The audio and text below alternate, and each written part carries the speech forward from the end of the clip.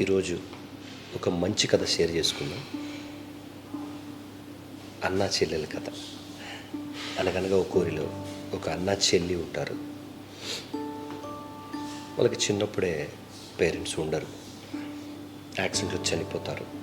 So అప్పటి నుండి తన చెల్లిని పోషించడానికి, తన చదువు కోసం ఆ అన్న తన చదువు మానేసి పని చేస్తూ తన చెల్లిని పోషిస్తూ చదివిస్తూ ఉంటాడు. అలా ఉండగా తను పెరిగి పెద్దదవుతుంది. ఈ కథ ఒక్కరోజు జరిగే సన్నివేశం కోసం మాట్లాడుకుందాం మనం. తను చదివి డిగ్రీ పూర్తి చేస్తుంది. పూర్తి చేసిన తర్వాత కొన్ని ఇంటర్వ్యూస్కి వెళ్తుంది. ఒక ఇంటర్వ్యూకి వెళ్ళి వచ్చి ఇంట్లో డల్గా కూర్చుని ఉంటుంది. వాళ్ళ అన్నయ్య వస్తాడు. వచ్చి ఏమమ్మా ఎందుకు డల్గా కూర్చున్నావు అని అడుగుతాడు. అన్నయ్య, నేను ఇప్పటివరకు చాలా ఇంటర్వ్యూలు చూశాను, కానీ ఏ ఇంటర్వ్యూని సెలెక్ట్ అవ్వలేదు. ఈ ఇంటర్వ్యూకైనా సెలెక్ట్ అయితే నీకు తోడుగా ఉందామని చాలా ఆశగా ఉందన్నయ్య, అందుకే టెన్షన్గా ఉంది అని నా అన్నయ్యతో చెప్తుంది. వాళ్ళ అన్నయ్య తన చెల్లి ముడి ఎలాగైనా మార్చాలని తనను తీసుకొని బయటికి వెళ్తాడు. అలా పార్క్ వైపు నడుస్తూ ఉండగా ఒక బెంచ్ కనిపిస్తుంది. ఆ బెంచ్ మీద తన చెల్లిని కూర్చోబెడతాడు.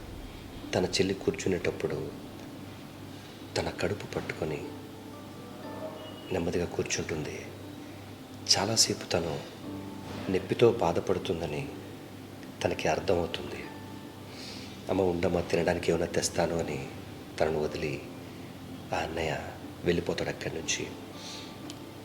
అలా వెళ్ళిపోయిన తర్వాత ఆ చుట్టుప్రక్కల ఉన్న 2-3 కుర్రవాళ్ళు తన దగ్గరికి వచ్చి తన చెల్లిని ఏడిపిస్తారు, టీచ్ చేస్తారు. సో తను తన అన్నయ్య కోసం ఎదురు చూస్తూ ఉంటుంది. వాళ్ళు చేసిన దానికి ఇబ్బంది పడుతూ.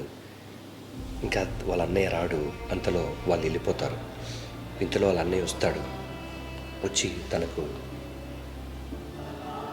తన డేట్కి సంబంధించి శానిటరీ టిష్యూస్, నాప్కిన్స్ తీసుకొని వస్తాడు. ఇచ్చి వెళ్ళిరా అమ్మ, వాష్రూమ్ అక్కడ ఉందని అడుగుతాడు. అయితే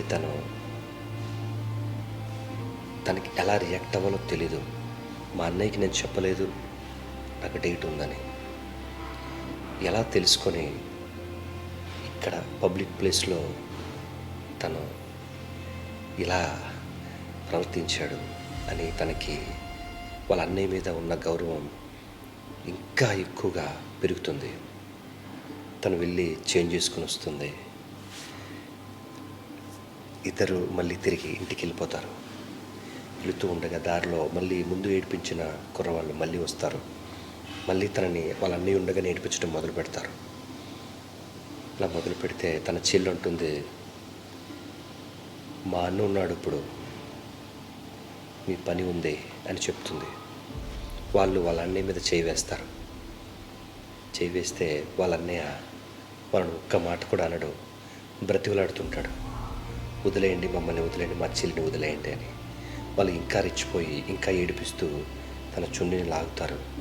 వాళ్ళ అన్నయ్య వాళ్ళ కాళ్ళ మీద పడి బ్రతిమలాడుతాడు. అయినా వాళ్ళు ఊరుకోరు. వాళ్ళ 4 కాళ్ళ మీద పడి ప్రాధేయపడతాడు, నా చెల్లిని వదిలేయండి, నా చెల్లిని వదిలేయండి. ఆ చెల్లికి వాళ్ళ అన్నయ్య ఎందుకు అంత ప్రాధేయపడుతున్నాడు వాళ్ళని కొట్టకుండా అని వాళ్ళ అన్నయ్య మీద చాలా కోపం వస్తుంది. వాళ్ళు వీడి బాధ చూడలేక వదిలేసి వెళ్ళిపోతారు. వాళ్ళ చెల్లి కోపంగా నడుస్తూ ఉంటుంది. వాళ్ళ అన్నయ్య బాధగా నడుస్తూ ఉంటాడు. వాళ్ళ చెల్లి అడుగుతుంది, ఏ అన్నయ్య, నువ్వు వాళ్ళని కొడతావని అనుకున్నాను అన్నయ్య, నువ్వెందుకు వాళ్ళ కాళ్ళు పట్టుకున్నావు, వాళ్ళ కాళ్ళు పట్టుకుని ఎందుకు బ్రతిమలాడావు అని అడుగుతుంది. అప్పుడు ఆ అన్నయ్య చెప్తాడు, మా ఇప్పుడు నేనున్నాను నేను కాపాడటానికి, నేను కాపాడుతాను, కానీ రేపు ఎవరుంటారమ్మా, రేపు అలాంటి వాళ్ళు మళ్ళీ వచ్చి లేదా వాళ్ళే వచ్చి ఈ కోపంతో ఈ పగతో నేను ఏదైనా చేస్తే నేను బ్రతకలేనమ్మా, నీకు ఏదైనా అయితే ఒక్క క్షణం కూడా నేను ఉండలేను అని చెప్తాడు. అప్పుడు ఆ చెల్లి కంటతడి పెట్టుకుంటుంది.